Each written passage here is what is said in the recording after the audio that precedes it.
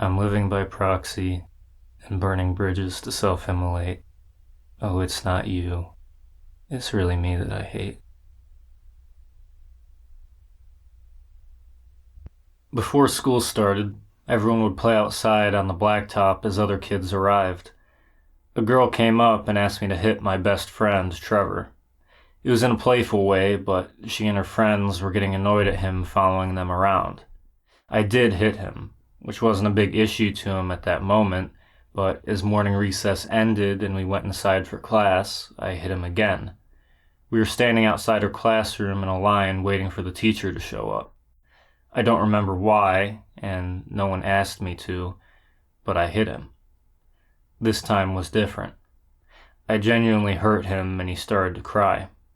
Our teacher was angrily surprised when she found out I had caused this. This is one of the only times I got in trouble at school. In my head, this is a completely different person.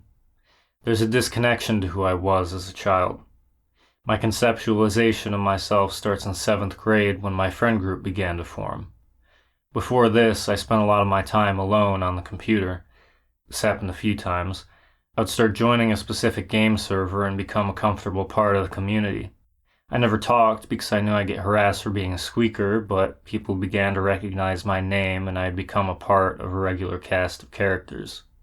During this period, I racked up thousands of hours across a few different games. My parents were not happy that I was spending most of my time inside. Annoyedly, my mom would try to get me to do something else. Many times she signed me up for events I had no interest in, but I was made to go regardless. Up until sophomore year of high school, my mom worked from home as a medical transcriptionist. My dad would leave for work as I woke up for school, getting home at exactly 5 o'clock. Most of my interactions were with my mom, just because she was around. During middle school, I met the people who would come to form my friend group. I was antagonistic with many people, and I approached a lot of interactions with a feeling of superiority, especially when I knew I was right. I overheard 2 of them talking about TF2 in the hallway, saying that some weapon, I don't remember which, was overpowered when it really wasn't at all. Accordingly, I educated them, and we continued to talk from then on. Another was in my 6th grade social studies class. For whatever reason, we didn't like each other, but we ended up bonding over a mutual dislike of the only other kid at the table who would try to mediate our arguments. I had a history with this girl. Again, another antagonistic friendship. Almost all my friendships originating before high school started as mutual dislike. Another one of my friends and I broke out of the antagonism through mutual meanness towards her, Madison. She was a klutz, something often exploited, and had a bronchitis laugh that I loved and also loved to make fun of. We had known each other before, but in 4th grade we had the same class and ended up assigned to the same table. Me, her, Mac, and McKinnon. When 4 desks were put together in a pod, because of their rounded corners, there would be a hole in the center of the formation. Someone got the idea to reach over their desk, pick up another person's pencil, and throw it down the hole. The victim would then have to get out of their chair and retrieve it from underneath. Many times as they were getting up, something else of theirs would be thrown down the hole, forcing them to go back again as they angrily grabbed the rest of their possessions to prevent the cycle from repeating. She would bring in clay pieces, which the 3 of us would fight over, eventually culminating in McKinnon's tooth getting chipped in one of the ensuing chases. That school had teams the grades were divided up into. Each team had a teacher for each subject. Usually, if you were on a certain color team in 4th grade, you would remain on the same team the next year as well. Somehow, both her and I transferred from 4th gold to 5th red and landed in a similar class schedule. Throughout the year, our assigned seats were often next to each other, and we would do the same routine regardless of who we were around. Pushing each other out of our seats, throwing school supplies. One of the other girls at the table started bringing in a camera to record us. Years later, that girl showed both of us some of those videos. There was one where I quickly hugged her and went back to work while she had a shocked expression. We didn't really interact again until 7th grade when we were again on the same team. One of her friends came up to me in the hallway and told me she liked me. I didn't think about it that much and kept walking. I talked to a few friends after school on Skype, with that group continuously growing larger. Somehow she ended up there, becoming a regular. We all talked nearly every day for hours on end. Even though I was told before, I found out she liked me through another person in the call. After talking to her, and since we lived in the same neighborhood, we agreed to meet up at the nearby park. From there, we were in a relationship. I never told my parents. The embarrassment of dating was so much that I avoided the subject around other people, and we didn't act like a couple in school. In general, I wasn't enthusiastic about the relationship. I wasn't entirely attracted to her, and a portion of my reasoning for entering the relationship was out of obligation. We did go on a few dates, but mostly our time together was spent in our neighborhood because being an 8th grader largely restricts your ability to go places. I did not like myself at the time. I didn't really hit puberty until junior or senior year of high school. I hated my voice, how I looked, how short I was, and how I was underweight. I'm too afraid to say I love you, too afraid to kiss someone, too afraid to hug someone. My mom ruined that for me. She said she didn't want to feel my bones anymore when she hugged me. I'm already self-conscious about how skinny I am. People always feel my arms and say how skinny they are, and I just pretend it doesn't affect me. It kills me inside. The worst thing I did, she doesn't even fully know. She was leaving on vacation the next day. We were supposed to meet up that night to say goodbye. I was playing a game online in a group. She was waiting for me. And I specifically remember I made the choice to play another round over going to see her. When she asked if we would meet up, I said I just started a game, so I couldn't leave until it was done. She said it was too late at that point. A few weeks later, a couple of us were talking late at night. Late-night conversations usually involved personal questions because it was the only time we could talk about anything intimate due to my computer being in the front room of my house. Someone would ask a question, and we would all have to answer. When was the last time you cried? Everyone gave their answer, except for her. We passed on for now and moved to other questions.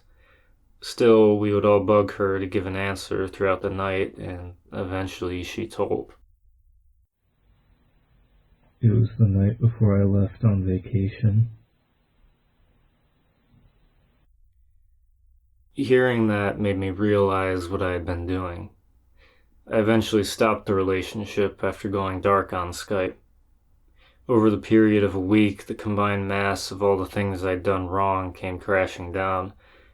It had been many months, and the only thing I could muster was a very uneasy hug.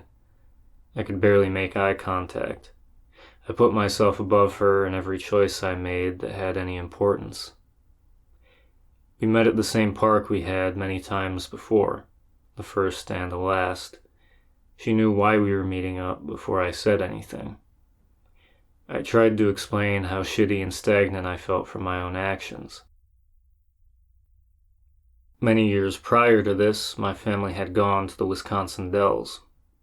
There are some places there that emulate panning for minerals by giving you sand and a sifter, while also acting as a jewelry store and gift shop. We did the panning, but afterwards I kept asking my parents to buy me these fake plastic sapphires in round cut. They would wind up sitting in a small treasure chest on my bedroom dresser I also got while there. When the relationship started, I had wanted to give her one of these. The joke in my mind was that I would get on one knee like a proposal. The time came on one of our meetups for me to give it to her, and I couldn't look her in the eye. One hand outstretched, on one knee, and my eyes were pinned to the grass. But here was that gem again, now being returned to me. She had liked me for a long time, and I didn't want to see her wasting her time again. Don't wait next time.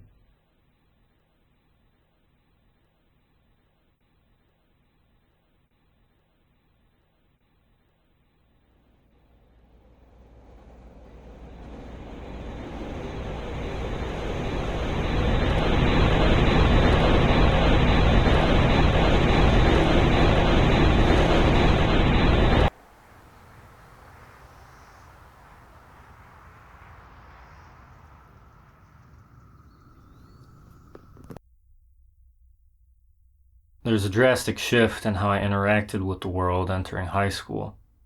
While I was known for being quiet, the difference now was I shut down, and at home even more so. Almost entirely I stopped talking to my family. I would go from having fun and being talkative on my computer to sitting down at the dinner table, saying as few words as possible and getting annoyed at any question asked while staring into my plate, all shifting in the span of the few seconds it took for me to walk to the kitchen. Many times I would have blowout fights with my mother, which many times also led to her scheduling me with a counselor. Those fights never had any resolution. After the fact, it was not talked about. And those therapy sessions led nowhere because I was only willing to generally share my awful feelings in relation to present situations like family and school. There was no desire to talk about what I had done to her and the person I was because of it. The only outlet was the physical reactions to suddenly remembering specific details of our relationship, leading me to shudder, laugh, or cry as I sat in the shower. Drugs were one of the sources of the rift between me and my mother. For a class in my freshman year, we had to do a research project on any topic of our choice. I did mine on dark web markets. Most of my research was done at home, but I also downloaded Tor on my phone to use during class. I talked about what I was working on with some of the people in my immediate vicinity while also showing them Alphabet listings as they requested me to look up various drugs. While wandering around the online drug sphere, I learned about the ability of psychedelics to induce major perspective changes through spiritual experience. DMT and mushrooms for stage 4 cancer patients, MDMA for PTSD. Connecting this to the dark web and serious consideration of buying didn't occur until the start of sophomore year. I was exhausted of rehashing the same feelings, having the same thoughts, not being able to move on from 8th grade. It was February when I made the decision to buy. I put hours and hours of research into forum posts, videos, and how-to guides to figure out how to do this safely. A website called Local Bitcoins had peer-to-peer transactions not traced through a centralized crypto exchange. Never mind the fact I wasn't old enough to be on an exchange. So I sent an envelope of cash to a stranger across the country, and a few days later there was Bitcoin in my wallet. I'd been looking at mushroom listings for a while and settled on one that looked safe. A domestic vendor with good reviews, 5 grams of powdered shrooms for $40 shipped. I encrypted my address and ordered. Waiting was always the worst part of this process. The mailman would come almost exactly at 5 o'clock, within the immediate time frame of when my dad got back from work. Sometimes this was before he got home. Sometimes it was after. And because there was no way of knowing when drug packages would show up, they never had tracking, each day I would fearfully watch the front yard through a crack in the blinds. It came in a standard-sized envelope. I almost missed it when checking the mailbox. When I got back inside and opened it, I saw the outside of the Mylar bag was marked King Oyster Mushroom, which confused me. Enough so that I contacted the seller about it. Luckily, it turned out to be plausible deniability in case of a postal inspection instead of me being scammed. It would be a few more days before I decided on taking them. Friday in late February, I got home from school, grabbed a bottle of apple juice from the fridge, and headed to my room. Not having a scale, I estimated a quarter of the bag and poured it into a glass of juice. It didn't mix well at all. The powder was chunky and floating, and it tasted like dirt. The plan was to wait in my room until I just started coming up, then head outside to avoid possible interactions with my mom. It came on fairly fast. Everything felt good and giggly. I couldn't stop laughing as I felt myself being sucked down into my bed. The brightness of things magnified, especially screens which gave off halos. I slowly got up and scanned my room again. As I walked around, I felt slow and numb, particularly in my arms, which now took conscious effort to move. Telling my mom that I was going outside was going to be a barrier. For one, I was high and found it impossible to stop continually smiling. There's also the fact that I never went out for walks, and now the time I want to, it's February and drizzling. I was able to compose myself enough before knocking on her office door, and I poked my head in. I'm going out for a bit. And there were no questions asked, just an okay. Walking was strange. There was a dreamy feeling in my mind as I felt my legs were being led forward while I was also being roped back at my head. It was as if my legs were automated and I was along for the ride. I attempted to reach into my pocket to check my phone, and halfway through the process forgot how much time had passed since I began reaching for it. Time moved fast. The 4-hour experience seemed like one soupy time event. For some reason, visual hallucinations only appeared when I stopped moving, with shifting patterns and distortions appearing on the trees and the grass. And if I paused to look up at a telephone pole, it seemed like someone had come in overnight to double their height and turn them into curly straws. There were of course geometric fractals if I closed my eyes, but I knew I couldn't stand in the middle of the street with my eyes closed to enjoy them. I was concerned about the cars that would occasionally pass by. Being out in the rain by myself was something I knew was weird, high or not, and the audio distortions confused me. Every sound I heard was as if it were behind me. A car would come my way and I would turn around to find nothing. One of these cars slowed, rolled its window down, and the person inside started talking to me.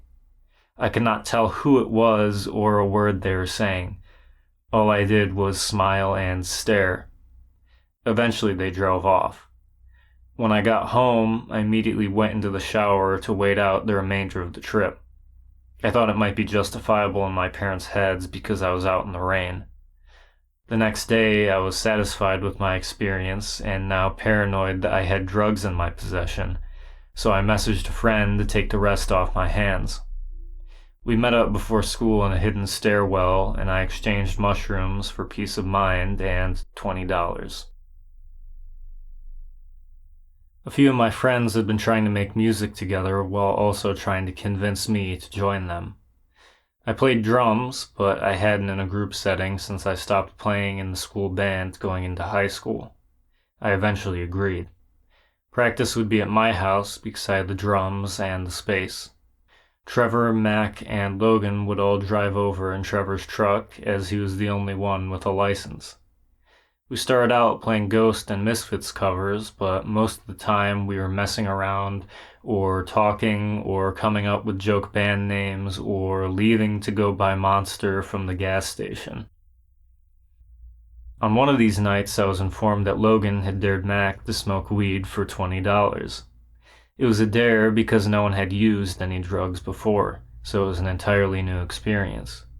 None of them knew I had prior experience with drugs. When Mac asked if I wanted to partake, I agreed. Logan knew the person who would hook us up, so when we arrived at the house, Logan got out and disappeared for a few minutes. As we were waiting, we devised how we would go about actually smoking it. We didn't have a piece, a pipe, or paper, so we planned to use an Arizona can someone had finished earlier that day, but we now also had a gram. We drove to Trevor's neighborhood and parked close to the pond. There's a stretch of trees dense enough for us to hide in that separated the pond from the nearby houses. As we made our way over, Mac got his keys out and punched a hole in the side of the can. You could drop the weed on the hole and inhale through where you would normally drink as you hit it with a lighter. But because you were smoking out of a can, a lot of smoke is lost as it rises into the open air. We found a log to sit on as Mac attempted to situate a bud in the indentation, losing a good portion of what we had in the process. We talked over what we were about to do. I would light for him, so he only had to hold the can and inhale, and then we would switch. Logan and Trevor stood watching as we took our hits. I held in as long as I could, coughed a lot, and the smoke got stuck in my throat, but nothing happened. Mac wasn't feeling anything either, so we took another hit. Still nothing. It took a minute, but it hit us at the exact same time.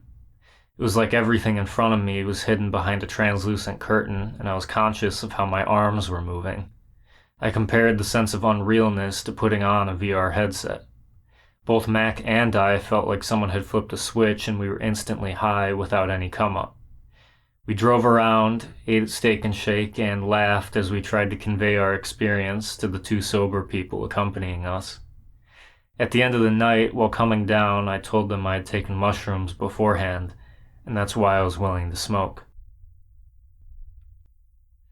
I started looking into mushroom cultivation after my initial experience inside and outside of school. Much of this research would happen during lunch. At the time, I was sitting alone. When the semester started, the table was full, but everyone gradually moved to another table by the cafeteria windows, and I didn't go with. On occasion, the same friend I sold my leftovers to would stop by, originally to ask why I was sitting by myself, but after I explained my plan to grow, he was interested in becoming my distributor. Originally, I had no intention of selling, but the prospect of easy money won me over.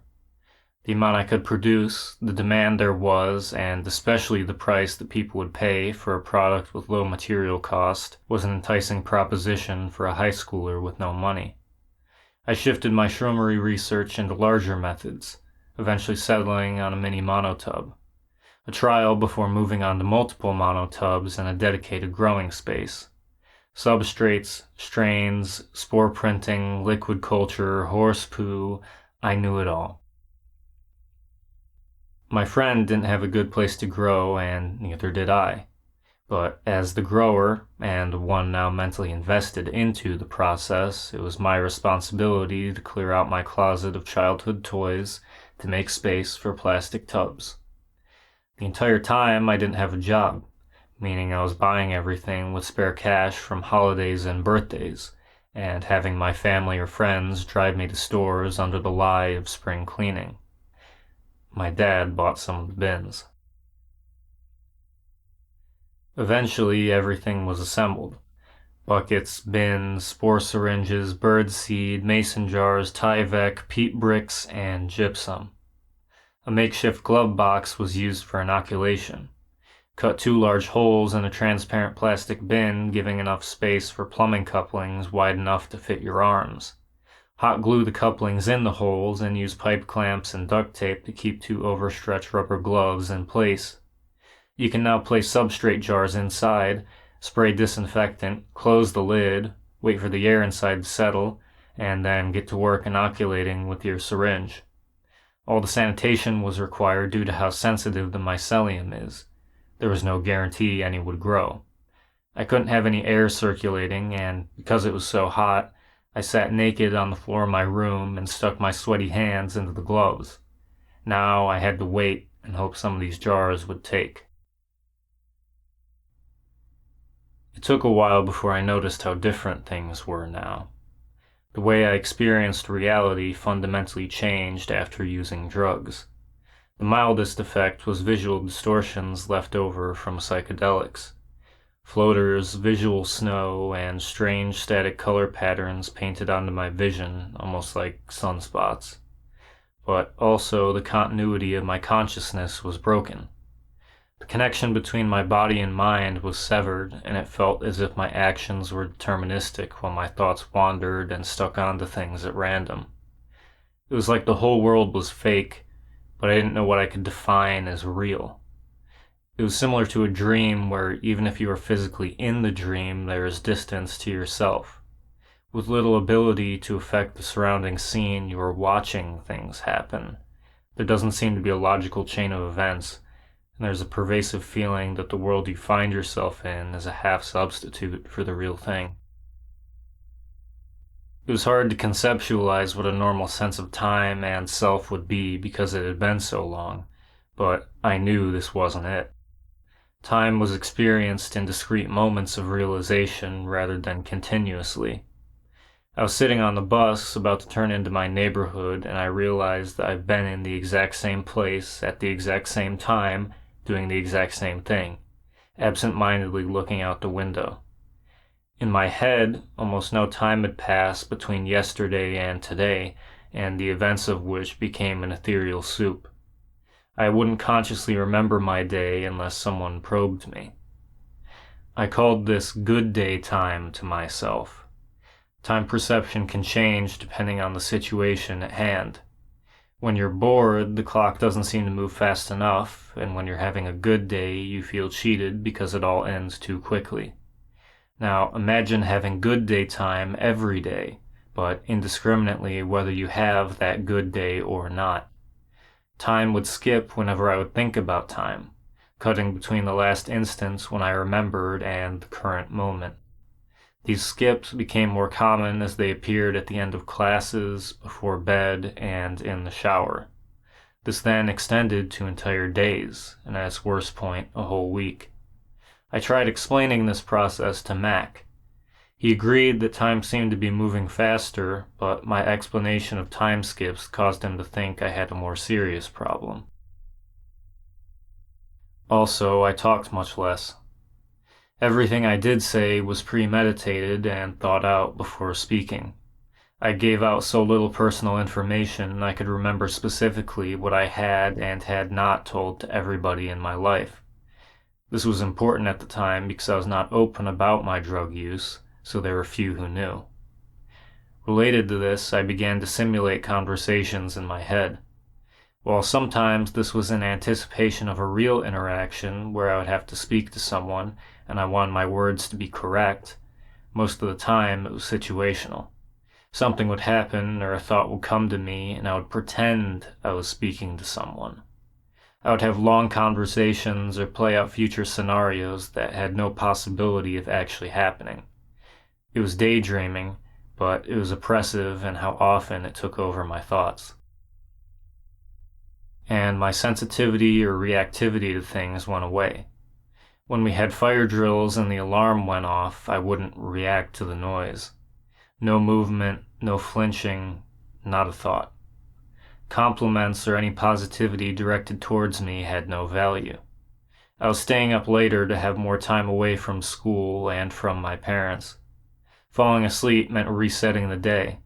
Unconscious time I would prefer spending awake and alone to reclaim some semblance of self, so I would stay up and leave myself with 5 hours of sleep each day. And having awareness of all this, a sense was growing in me that there was something wrong, that I wasn't meant for people. My mom wanted to talk to me. She had just picked me up, but it would wait until we got home. I had been attending driver's ed that summer from a private instructor. My school offered it as a summer class, but that would include partner driving with people from my school. Luckily, I was able to convince my parents of the private lessons, but I wasn't able to convince them that I had not been attempting to grow mushrooms in my closet. The garden center smell had emerged from my room into the hall and sold me out. Historically, my parents never grounded me or my brother, and same with this instance. They contacted the school and had me meet with a counselor named Dawn once a week during random class periods, and she referred me to outside therapy. And again, nothing came of these sessions. The therapist's name was Lisa. She tried, but I would spend our appointments staring at a crack in one of her filing cabinets. My eyes never moved, and I would wait and lock my vision until I saw visual distortions in my field of view closing in. Many times she would ask a question I couldn't or didn't want to answer, and I would lock up and watch the carpet and wood grain flow like rivers with increasing intensity. And she would let me. It was common that we sat in a silent standoff for over half the session. I knew what I had done was not worthy of all the rumination. That's why I never talked about it. It meant so much to me, and I didn't want someone to be dismissive. I didn't want to be laughed at or made fun of or be held in condescension. I wanted them to see that it was real and that I was really awful. I never stopped searching for new drugs. My parents were more alert, but I continued my old habits of having any visitor leave my house before 5 so they would never even know. And things became simpler now that the house was empty after school. My mom went back to working at the same place as my dad. That is where they originally met.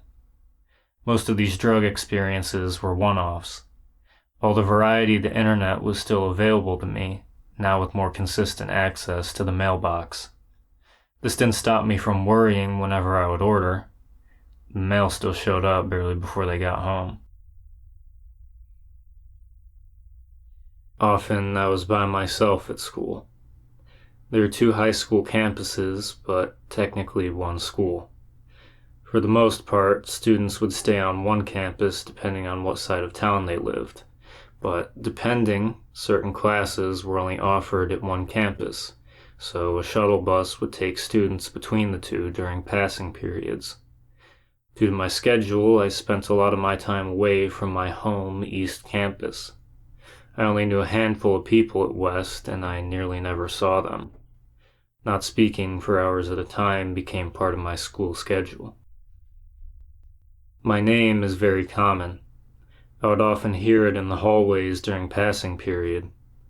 When I would look over, it was never for me. Many times there was someone else in class who shared my name, me now becoming the other one.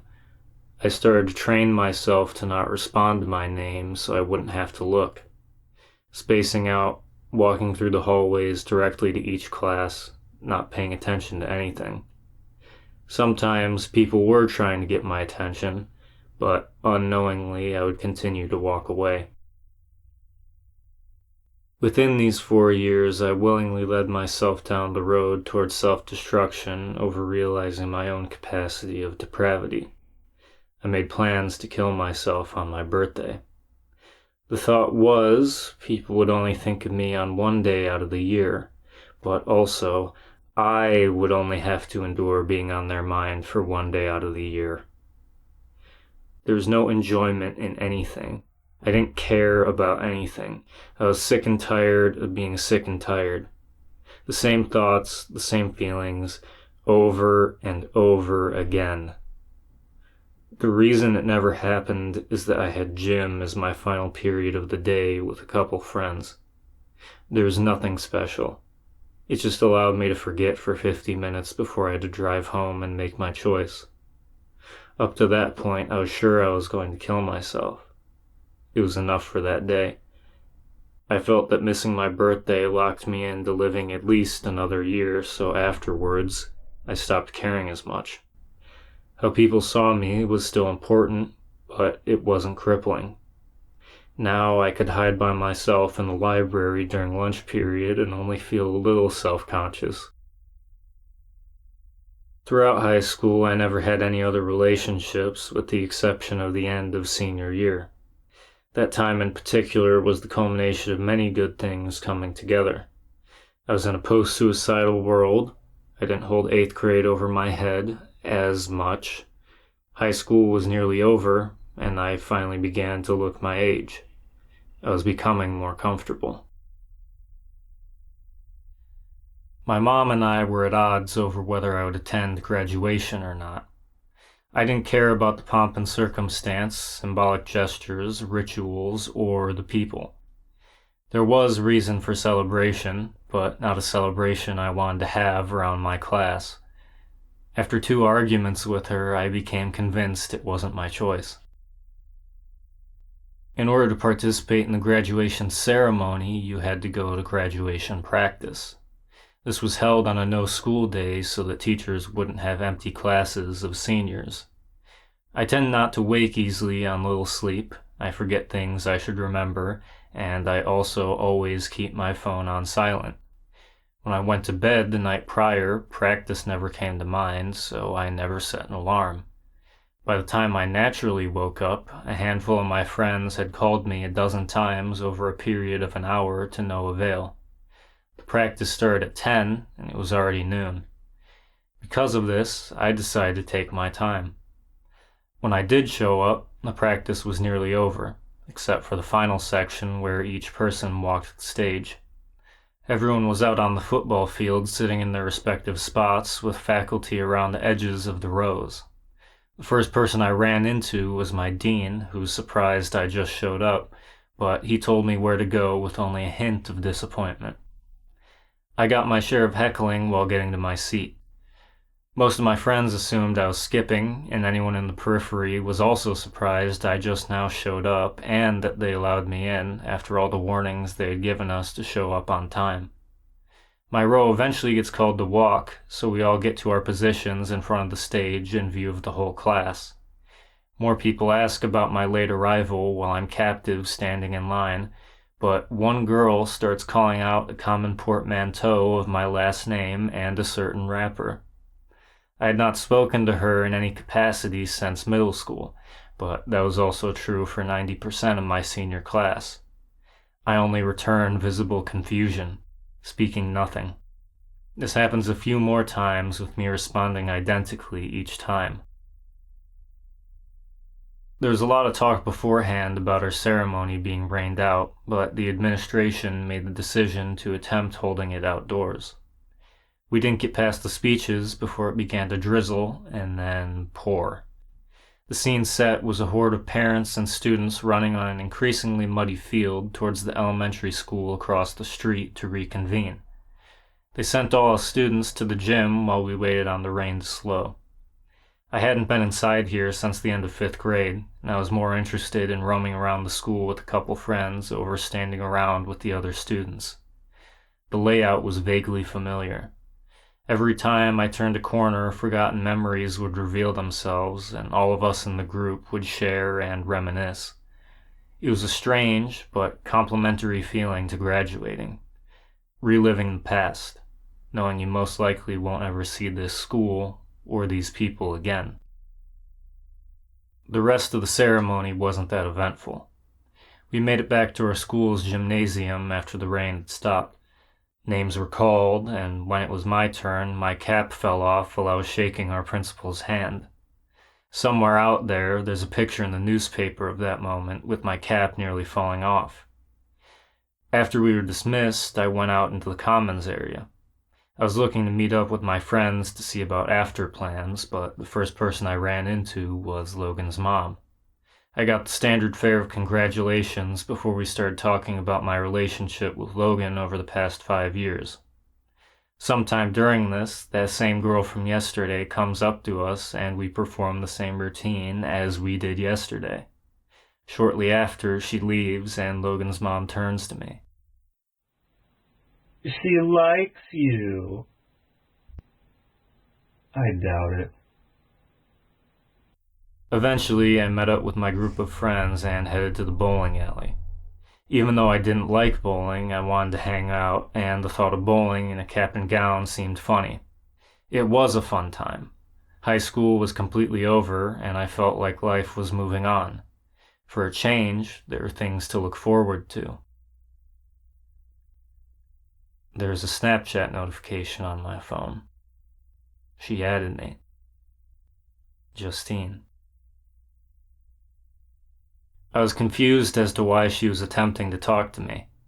In my mind, we had never talked before, school was ending, I was me, and I had barely been present at East Campus for 2 years now. But I was curious, and I wasn't going to deliberately avoid whatever she wanted. And to my surprise, what she wanted was to apologize.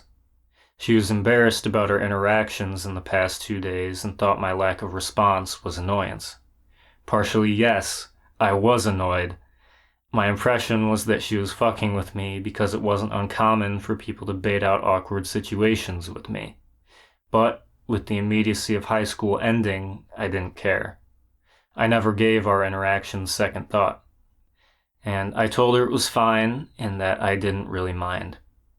Something I was confused about was how she got my contact. I barely had anyone on Snapchat, rarely used it, and even more rarely was I added. Turns out her first thought was to ask Garwood. Still, this was weird to me because I didn't think I was really known for hanging with Garwood, even though I did a lot of senior year during school. I jokingly asked if she went to him because we had the same name. I was looking at my phone much more than usual that night, prompting Logan to ask who I kept messaging. I showed him and had his approval, even though I still wasn't thinking about it in the same way he was. When the night rolled over to both a new day and a new message, I was getting increasingly confused. By this point, I knew what was happening, but why now? We started talking every day. There was a lot to get caught up on. Having the shared experience of our class helped smooth out conversation. A lot of stories could be pulled on with the other person already knowing context about the people and places involved. It was fun, and when she suggested we meet up somewhere, I was happy to figure something out. In school, I always hated public speaking. In the past 2 years, I had gotten exhausted over the same cycle of terror and discomfort. Would I go to a doctor? Not a chance. I would dose up on Phenibut for every single instance of public speaking, no matter the size. Still scared, but at least it was reduced, and more importantly, I was high. These same bells of overwhelming nausea and fear rung at the prospect of going on a date. Naturally, I had myself a solution. So here I go, greased up on 1.5 grams of Phenibut on my way to pick her up. I had found in these situations that most of the dread is anticipatory. While waiting in her driveway for her to come outside, the fear partially left me as I settled into the act I would have to put up for the next few hours. When I needed to perform, when I needed to be someone else, the fear would leave and I would begin to pretend. So when I saw her front door open, I knew soon that uncomfortability, outside of the initial jolt and the ensuing awkwardness of a first date, would soon fade. I never put music on with other people in the car. I'm always uncomfortable when sharing my music taste because of how much personal meaning it has for me. As soon as someone else is there to have an opinion, that's all I'll think about. I get hypercritical about every possible thing the other person might not like as the songs progress. I'm barely even listening at that point. So I didn't, meaning I would have to make the effort of constant conversation, otherwise there might be the tiniest moment of silence to pull me out of my act, sending me down the slide of self-loathing. I had picked out a diner-esque restaurant I hadn't been to in years. It had a last time going here was for a Valentine's lunch with your mom type atmosphere. The conversation went great. We talked about goofy school stories, future plans, and the last year of high school. Something I had not remembered that she brought up was one of our interactions in middle school. In 7th grade, The Fault in Our Stars was a huge book around the country, and while it was perceived as a girl book, I was interested in reading it. Nowhere near confident enough to read it in school, but listening to it at home was within my ability. And because it was audio, I quickly finished it. She was a part of my pod in English class. During our silent reading time, I saw she was reading The Fault in Our Stars. So when reading was over, I said I had read the book, and then I proceeded to spoil that Augustus dies at the end. It was a funny story to hear years later, especially because it reminded me of how different I interacted with people pre-high school. When we finished eating and got back to the car, I asked if she wanted to do anything else or if she wanted to go home. She was fine with doing something else, so I drove us to a nearby state park so we could walk a trail. And besides her making the joke I was going to kill her in the forest, everything went well. A forest preserve was a different setting than a restaurant, and in turn conducive to different conversations. Specifically, I learned her plans for the rest of the summer and that she was going on a Europe vacation with her family before she left for college. All in all, more personal conversations, but maybe not as personal when I got into explaining what a furry is.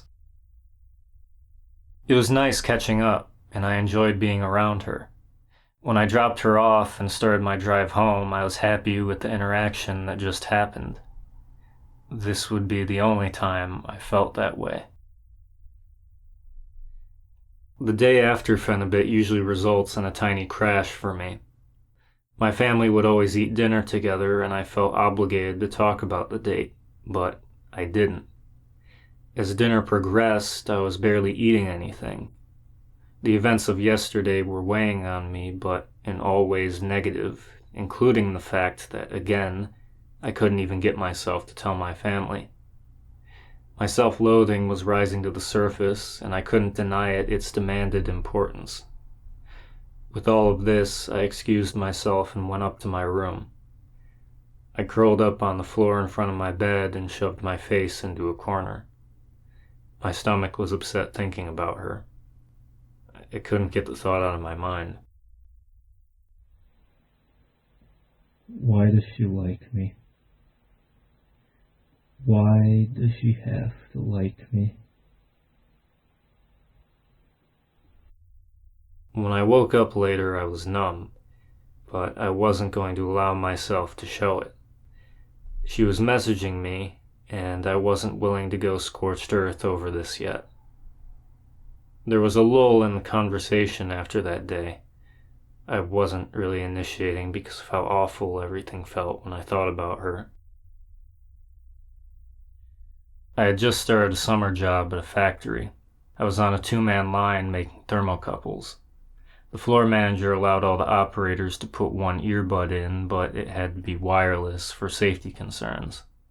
I didn't own wireless earbuds, let alone any earbuds that weren't the cheap ones included with the Galaxy S5 I got years ago. I rarely listened to music on my phone. My computer was more enjoyable being isolated from everyone, and my car had no aux. It could only play CDs. It was pointless to me before I got a job. So before my second day, I went to the store to get myself headphones. The technology section was all the way at the back. On my way to the checkout, I passed by an older lady who had a resemblance to her. I continued walking to the exit, but I kept thinking, what if? And then she came out from an aisle. We both paused and just looked at each other, surprised at the circumstance before us. We hadn't talked in a few days, and the exchange was awkward. She was there with her mom, and I was getting headphones for my new job. That's all that was said. We started talking again that day. A new inciting incident too coincidental to ignore. And soon after, a second date was planned. The date location was picked when she asked if I had ever had frozen yogurt, which I had not. In the days preceding, I had been making up my mind to share the weight I had put over myself with my past relationship. I had been dancing around the subject in conversation, but it felt like something I had to share, even more so because she asked. A month or two before, I was able to have a talk and apologize for that relationship in 8th grade.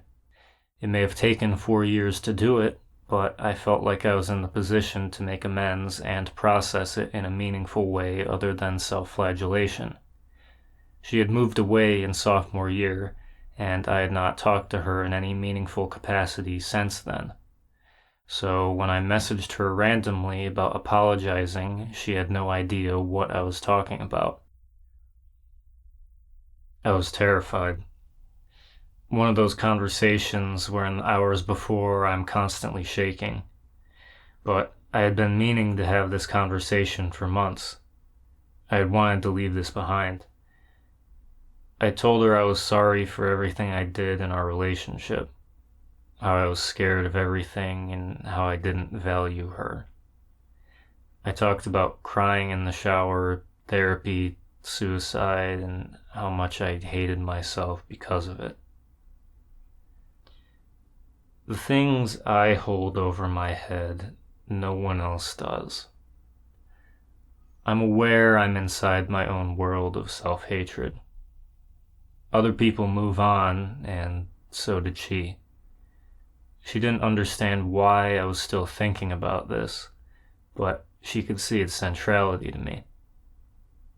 I needed that understanding, even though I still couldn't accept it, even from the person I hurt. Did you love me back then? I don't know.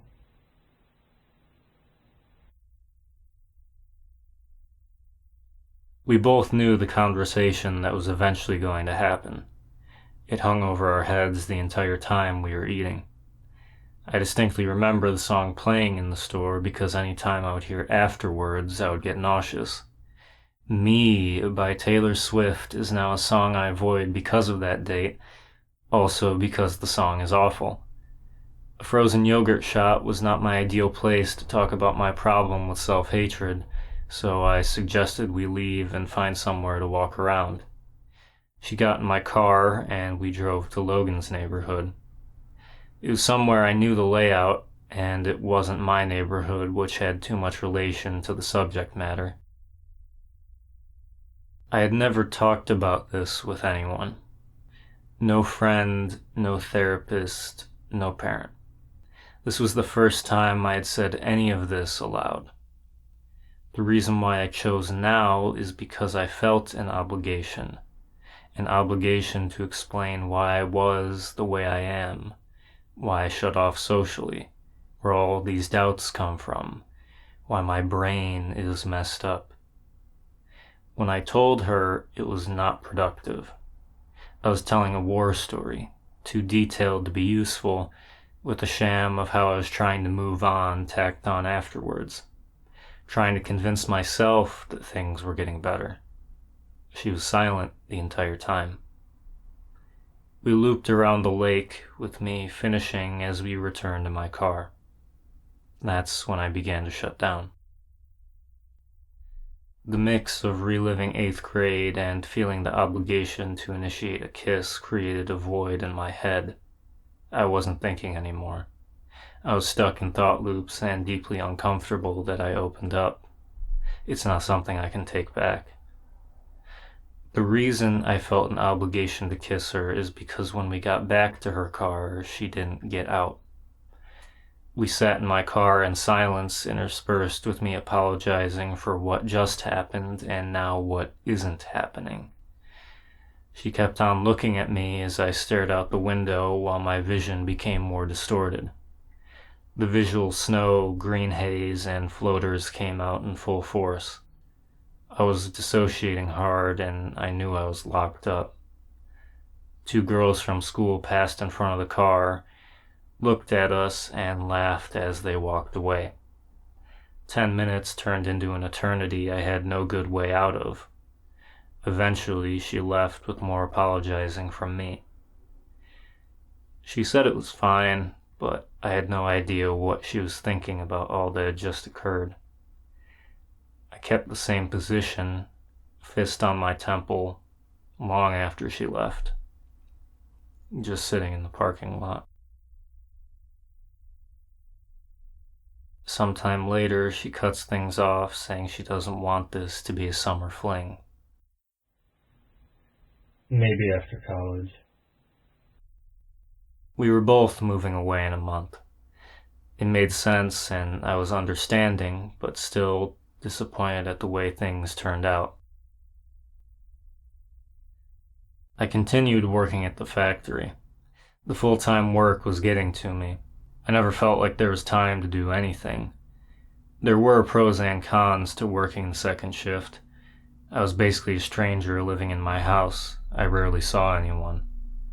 Lowering the relevance of family conflicts caused by my isolation over the past 4 years was great, and so was being able to go to empty 2 a.m. stores and an empty gym.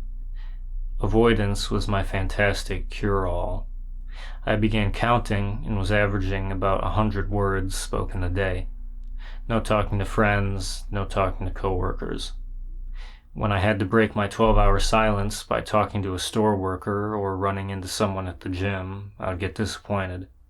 It was both calming and concerning. The books I was listening to as I completed thousands of 10-second cycles at the factory were all I would think about. My thoughts were adopting the verbiage of public domain LibriVox audiobooks. Moby Dick, 10,000 Leagues Under the Sea, The Communist Manifesto, Notes from the Underground, and old creature talks. I would still think about her, but I was essentially in a waiting room for the end of summer and the start of college. Off in my own world, counting days until I could leave 18 years of life behind. She messaged me one day when I was on break. She asked how things had been. I was annoyed. It had been a few weeks of no talking and of me thinking it was over. And given the nature of our last date, I took this as a message of concern, as if she's worried I'm going to hurt myself. So I started flinging shit. I wrote back the first thing that entered my mind. Is this my checkup? This was not received well. I was not in the mindset to back off what I just said, even when I was in the wrong. All the emotions around her and my interactions with her were too strong, and I did not have the tools or desire to calm myself down. I was self-hating and ready to jump on the opportunity to make someone else hate me as well. But given a few days to calm down and think, all that remained was regret. It was the only thing I could think about. Stuck in obsessive thought loops with only one way out. Resolution. After dwelling on it all day, I made up my mind and began to write up a message, putting all the blame on me, saying I'm defective, I can't handle relationships, and to leave me alone because I can't take this anymore. I sent it as a self-destructing message, shut off my phone, closed Discord, and laid back in my chair while blasting music into my headphones as loud as I could handle. Leave the consequences for tomorrow. I don't want to think about it, and I especially don't want to talk about it. About 2 hours later, I get a knock at the front door. No one is going to knock at 10 p.m. unless something is wrong. I had thought that maybe shutting down all forms of communication wasn't a good idea, but I did it nonetheless. What surprised me was that the person at the door was Logan. I knew immediately what was happening, and the question, "What is going on?" solidified it for me. After not getting a response from me and my phone being off, she thought I was going to kill myself, so she contacted anyone who might be able to get to me. Logan was at work at the time, and his calls too were rejected, which set off alarm bells. He took off to my house under the same impression as her. We headed out to his car so we wouldn't have to talk with my parents nearby. I explained what I did, and I began to get the picture of what happened on her end after getting my message. Logan is trying to console me I'm not as terrible as I think I am, while I'm trying to convince him there's something fundamentally wrong with me. Most of the time, I can't even express it in words. I can't give an actual reason. It's just a feeling I have that I desperately hold on to and hopelessly want others to believe. We're going back and forth, and then he says, "You know she's coming, right?" That is what I was dreading. I was going to have to talk to her. When the car pulled up behind us, I started blocking up again, but I knew I had to talk to her. No matter how much I didn't want to, my guilt owed it to her. I sat in the car with Logan for a while before I worked up the courage. Keegan had driven her there, so I swapped cars with him. Apparently, what had happened was she never even read my message. She closed out of it when it opened, and then it blew up. and seeing this message as destructed is not a great sight given the circumstances. Honestly, that's all she needed to see to know the nature of the message. Obviously, she wanted to know what it said. I didn't get as specific and gruesome, but I begrudgingly told her about the feelings of inadequacy and self-hatred, my ability to ruin things, to hurt people, to cause problems. She asked for my hand. I put up resistance because I was sweating so much my hands were wet. She didn't care and I relented. She was forgiving. She didn't want me to hate myself. She just wanted to know that I was all right. We made amends. There was a brief group conversation between the four of us of, well, where do we go from here? An unanswered question that was left alone. Everyone went home. We didn't talk again before we left for college.